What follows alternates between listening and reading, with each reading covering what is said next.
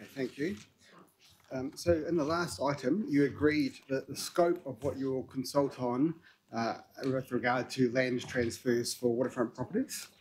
Also, in December last year, you agreed what items you'd consult on for the annual budget. In addition to that, the LTP amendment, the key items in there were some relatively modest changes to rating policy.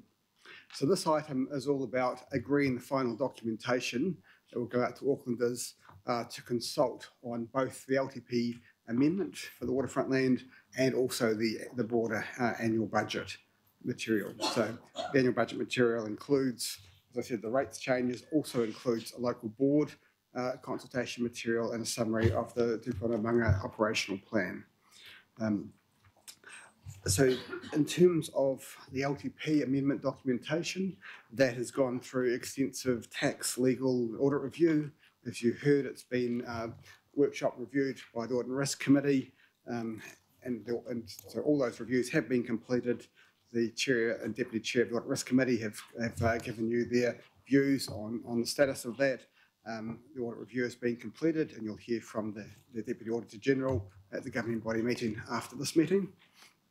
The LTP documentation has been made available to councillors and workshopped. What's in front of you today, and I'll get Michael to explain exactly what those documents are, but it is essentially minor changes from that. It's to incorporate feedback from that previous councillor workshop, plus also a few minor adjustments that have been made as part of the finalisation of the audit and legal process. So with that, I'll pass over to Michael to explain some of the documentation changes. Morning. So through the chair, through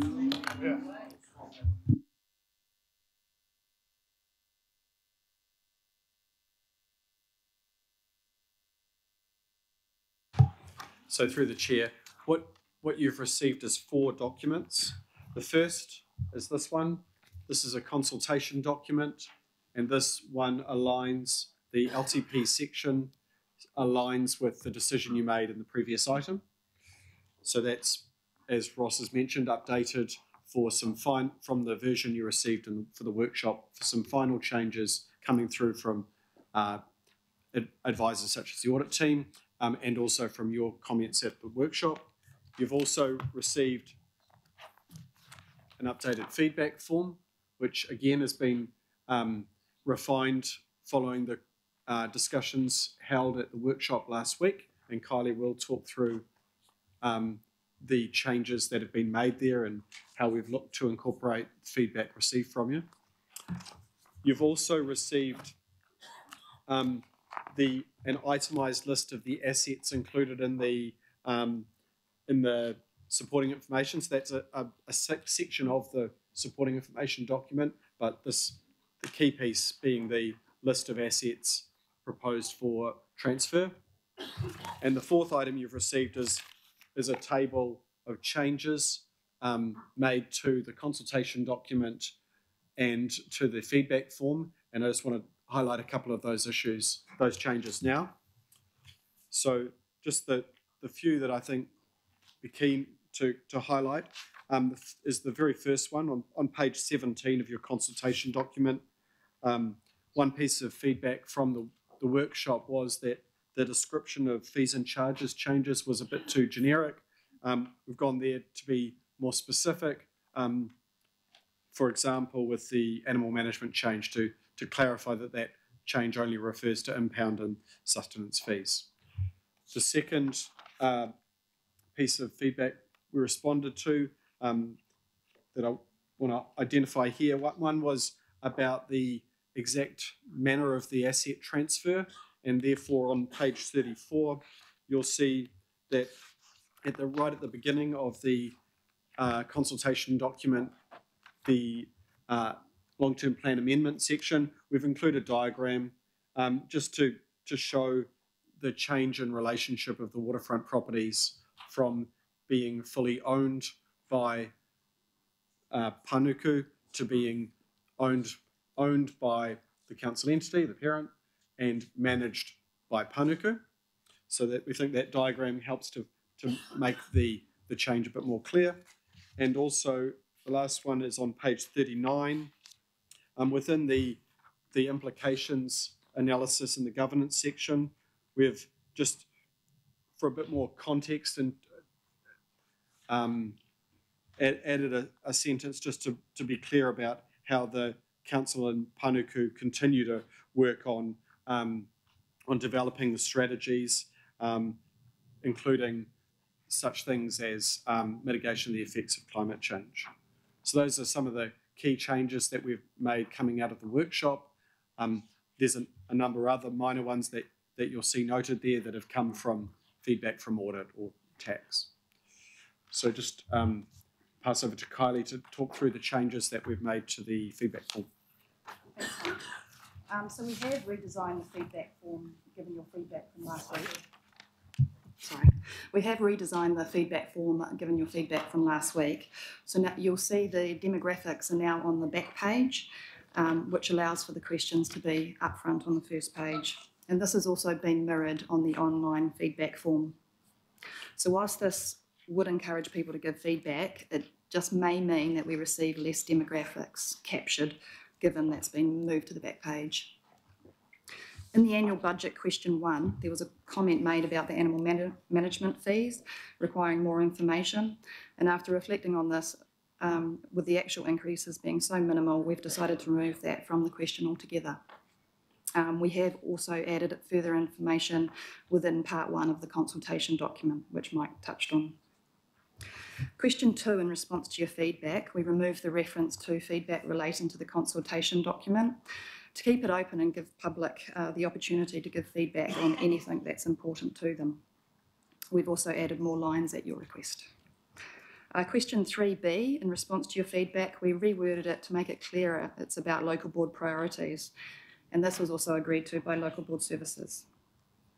The question relating to the proposed amendment has been reworded, given your feedback. We've tried to find a balance between being informative, clear, and as simple as possible. Happy to take any questions on the feedback form. Is there a legal reason that we're putting entity behind council? I must admit it does sound a little bit weird and a little bit, you know, but we don't seem to do it any other time. No, it's not a legal reason. It's something that we've tried to move away from the term parent, to I guess de-emphasise parent-subsidiary relationships within the council family. We've started to use council entity in our quarterly performance reporting materials, and so we're looking to try to move consistently to refer to the council parent entity as the council entity. It has been a point that's raised in several occasions to try to make it clear in the documentation, and using that picture to show the council group, council entity in Panuku diagrammatically is probably what we think is the best way to mitigate any confusion around that. Because we have Councillor Casey is very, very consistent in wanting to ensure that we have Auckland Council, you know, associated with AT, etc., but we're now kind of inventing with a new, just again, it's questioning the rationale, as others were questioning the rationale of why we have it. I get more questions on that. Councillor Casey. Thank you for making those amendments. That gives me a lot of comfort. I still think question 1 needs the 800 million in it. Otherwise, if this is the only document you have, and I know that we're encouraging people to get the other one, but if they don't, there's not enough information in there that tells you this is a really, really important decision for Auckland in terms of the waterfront. So why don't we just put in, currently owns and manages $800 million worth of city centre waterfront on your behalf? That gives it the gravitas that's missing at the moment.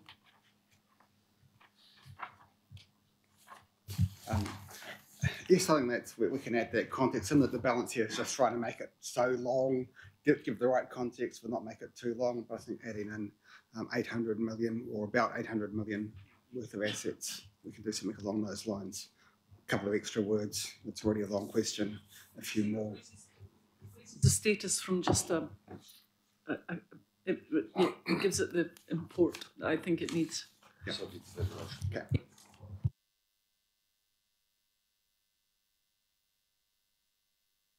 thank you for, and I note your comment about maybe not getting as much information about people, but I do think it's much better on the back. You get straight into the questions. So I thank you for doing that. I think it's a lot better. Just in terms of the questions, when I'm, if you're reading this on paper, you are going, now where is that one? And you're scrabbling through the book. I know it's hard to change now, but is there anything, question 1, the changes include in the first bullet point? Could we say these are basically page 16, these ones, 16 and 17, just so people can go straight to the area. Yeah, it's just say page 16, 17 or something of the booklet, because I know online you can just click for more information, but it puts people off. You know what it's like, we're all a bit lazy really. If we can make things easier, we're more likely to do them. And the rest is pretty stuff, and also the stuff about the local board stuff. You could just say pages 18 to 18, 19 or something, whatever it is. Yeah, that's all my feedback, if it's possible. Seems a good idea. Through the chair, in the orange box, we do refer to the part 1 of the consultation document. However, we can add in page numbers. Yeah, just put in the orange bit. That'd be great, thanks. Yep, thanks. Yeah, well done on making that explanation of Auckland Council clearer in question 1, because that's probably useful for people to know anyway. But yeah, most people know what Auckland Council is, and numbers of them are getting increasing awareness of what the CCOs are. So I think that's good. My only question is to do with how the front page reads, where we go question 1, and you're talking about these rating and fee changes, and then question 2, which is the important one for me. Do you have any other feedback? That could be taken to be a follow-on from question 1. What we're really meaning there, aren't we? Do you have any other feedback on any other issues? That's what we're asking, isn't it? I hope so. Yeah, because the way I would read that, and I think people in the public might read it too, is do you have any other feedback on question 1, which is not what we're asking. So I think the words on any other issues or any other matters, that's made crystal clear, because that's the only opportunity for people to comment. And there are a number of big issues out there, Mr. Chair, that people might like to bring our attention to, and I, for one, would welcome that feedback.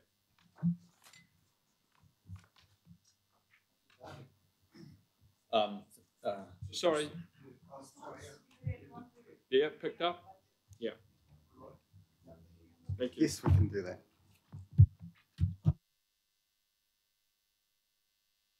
Just a couple of things to start, might be more. Just in terms of probably picking up on Councillor Casey's point about that investment in the city centre and waterfront. It's on page 8. I look at the text there, and I actually think that's pretty convoluted, and it doesn't really picture what we are about to do. It talks about the Wynyard tanks being removed, something going. Okay, Wynyard crossing being renewed, something coming. Lower Queen Street being returned to public use over the summer. Well, that's not accurate. Lower Queen Street, the very last block, actually becomes a public space forever. It's not just the summer. And there's sort of no mention of the investment in the ferry terminal, which is a regional investment, because a lot of people think that we're just spending a whole bunch of money for city centre folk or those that interface with the city centre. That is regional investment down there. The public spaces, the photo that you show is something that is already done, not what is about to be done. It doesn't show what the investment's going to bring. I think the ADO, the Auckland Design Office, probably could help you rewrite and lay out that whole section, because I don't get a sense. I read that at the moment, Chair, and I don't get a sense it's the 800 million, what was it, Councillor Casey? Significant.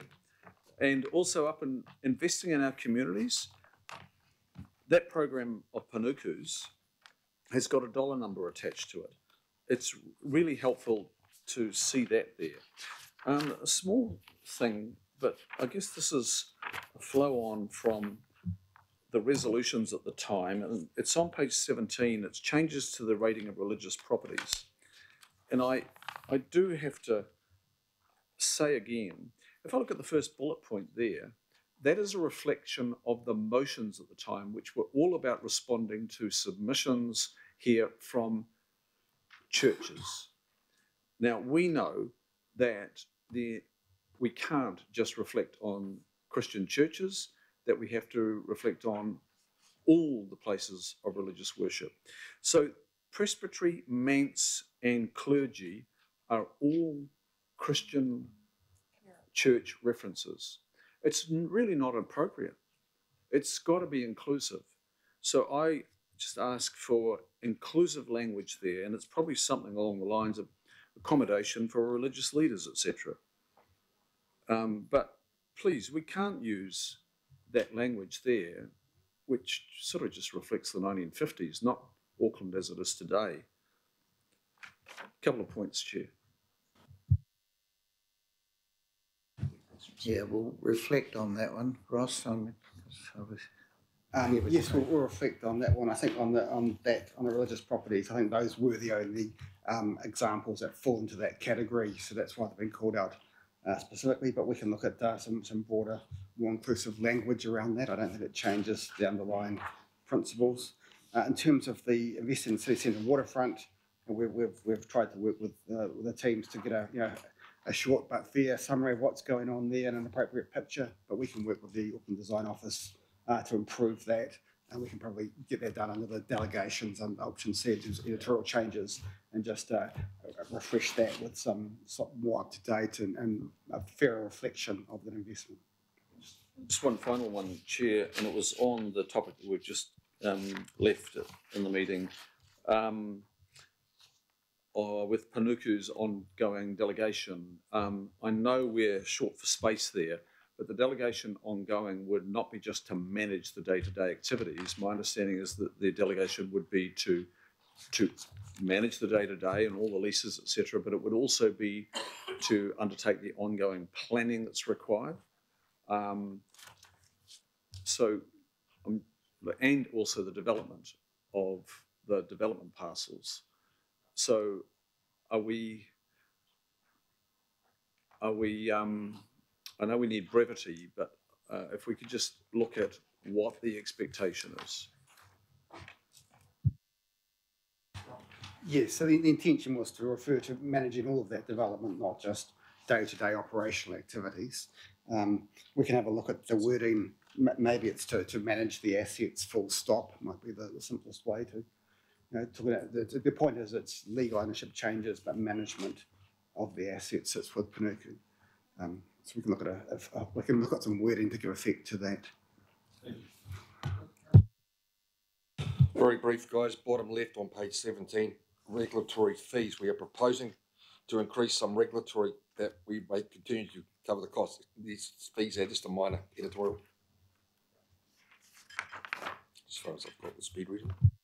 Well spotted. Anything else you saw on the other 38 pages, Councillor Petrel? Well done, well done. Councillor Collins. Thanks, Chair. I just had two questions, and it's in relation to the feedback document.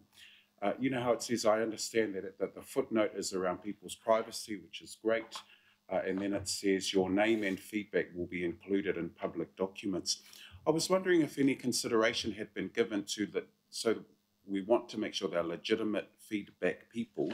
Can we turn them into like a reference number? The research, again, around Indigenous and migrant communities is that they don't often feedback because they're just aware that their identity will be made known. So even if you change, say it was my feedback, changed FSO to person number 4832, said these things. So we know they're a legitimate feedback person, but we're not revealing an identity. Has consideration been given to that? Through the chair, I just checked with our engagement specialist and he said we can do that going forward. Choice, thank you. And just another kind of, just with an interest question is, at the bottom of that bit as well is an ethnicity description. Is there any reason we don't just outline, we don't give the categories in alphabetical order?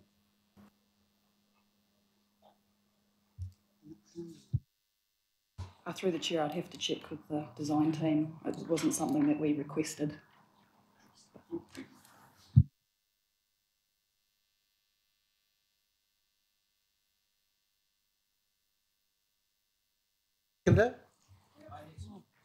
Oh, okay, we didn't have any more, but I'll move it anyway. A seconder, councillor Casey. So we have councillor Walker, Wayne Walker. So just under transport and other matters, and I'm referring to investing in transport. Which page? And that's on page 7, and there are some other mentions around transport. Quite obviously, a huge thing that's going to impact on the annual plan and the long-term plan could be a cost blowout in the CRL. And we know that parts of council are making comments around that in advance, no doubt to soften us up. That could be of the order of $500 million to $1 billion. We don't know, but we know it's going to be very substantial, and it will upend conceivably what we're proposing. I don't know just what our contingency is. There's no mention in there around that. I consider, from an audit and risk perspective, that it is a significant risk. It is a risk that we know of, and I would suggest that it's something that we're duty-bound to advise Aucklanders about, rather than just remaining silent on it. So I just want to raise that issue. I guess, clearly that's a risk. This section here and the purpose of the annual budget is to talk about what the council's planning to deliver in 1920, so the 2019-2020 financial year. So I think views around what may or may not, what may change around the City Rail Link would more likely affect future years as opposed to this particular annual budget year. So because of that, and because we don't have any definitive information, we haven't included anything in this CD for next financial year. With reference to that, I note that we do talk about our investment of $26 billion over the next 10 years. We do talk about the longer term context in this document, even though it's the annual plan, and that's there on page 7. So I'm just reflecting my concern that I know this, Aucklanders know this, there's no mention, and it's of a high order of magnitude. So I just want to put that on the table. That's a concern that I have anyway. I just make the observation that there isn't any mention in the annual plan, as far as I know, around any additional budget commitments for regional facilities. That might be to do with the change to their venue development strategy. It could be a major transaction from their perspective. So I'm just making that observation, and I just want to put that on the table so that that is acknowledged publicly. The other matter that I just want to raise, and I know I've already harked to it, goes to the matters that we're consulting on around the transfer. And there are advantages and disadvantages, and I note that it mentions the impact as a disadvantage on the reputation in the market to Panuku about the transfer. I suggest on the flip side, for Auckland Council, there could be an enhancement in Auckland Council's reputation, because I would suggest that the reputation of Panuku has been very much affected by a number of things that it has sought to do in the marketplace, and certainly confidence around the management proposed sale of marina assets. So I think there's a flip side there, and I think if you asked many members of the public, they would think that we are actually enhancing our position. I just think balance is useful. There's the other matter that I've raised around a related marina strategy that we're entering into, hopefully one that's stakeholder-led, and I would anticipate that there'll be Aucklanders that will be saying to us under other that they would like the balance of the marina assets classified as strategic assets so that they are protected. And I just hope that we're able in our consultation to pick up on that so that it informs our marina strategy. And then the other point that I did make earlier, and that just goes to covering off issues under advantages. For example, like the disestablishment of Panuku, for example. We've already disestablished one council-controlled organisation. We may be making changes to others. We haven't done a, value for money exercise. It could happen, or we could make some change, if not that. So I just think that's useful context to have. And I say that against a background where I would suggest if you asked Aucklanders around concerns that they would have, top of the list would be their concerns around the council-controlled organisations. I get that from everybody. So I really think we just need to be upfront in what we're putting on the table.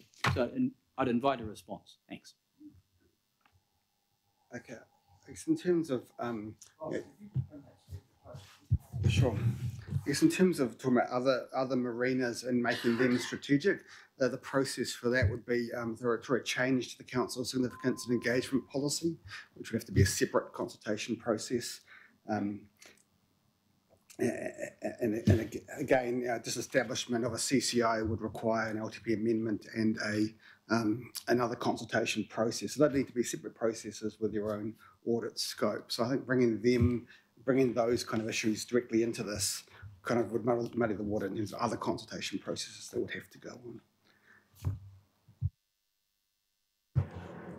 And Councillor Walker, you bring up a point about a number of imponderables, but we can't put all the imponderables in there. And needless to say, you didn't even mention climate change as being a considerable thing. So I don't want to bring that into it, but I've already covered that off, Mr. Chair. I've picked up on that. And I think Matthew would acknowledge that. Picked up on that in one section. Yeah, we have. Councillor Darby. And just further to my comment, we are picking up on imponderables in here, and we're second guessing stuff. I'm talking about stuff that's a high order of magnitude. It's not just an imponderable. It might well happen. So I'll leave it at that, Mr. Chair.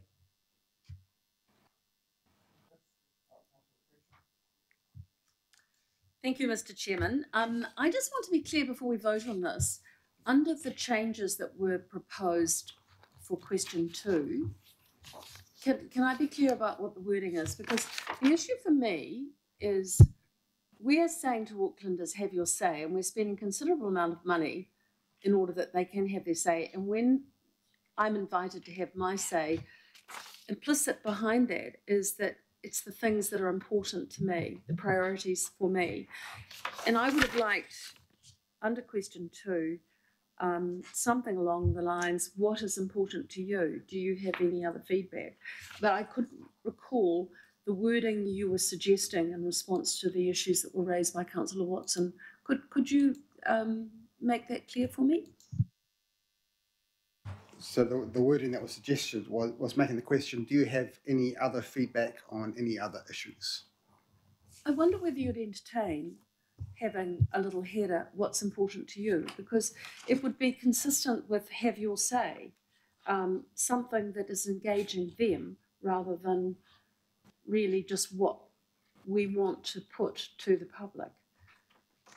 Would that be acceptable, or would that create confusion in your mind? It's something we can have a look at. I guess the purpose of consultation on an annual budget is to focus on that particular financial year and changes from the long-term plan. But within that there's that as a broad scope. We can certainly, people can talk about what is important to them, and frequently they do through our annual budget consultations. We get a range of submissions on a whole range of matters. So I guess if that's the direction of the committee, we can look to have that kind of wording around what's important to you. I guess it's part of the debate here is, to what extent do you want to hear on every issue that is important to everybody? Well, I thank the officers for that, but I would greatly appreciate it if we could incorporate something along those lines. So through the chair, I'm happy for us to go.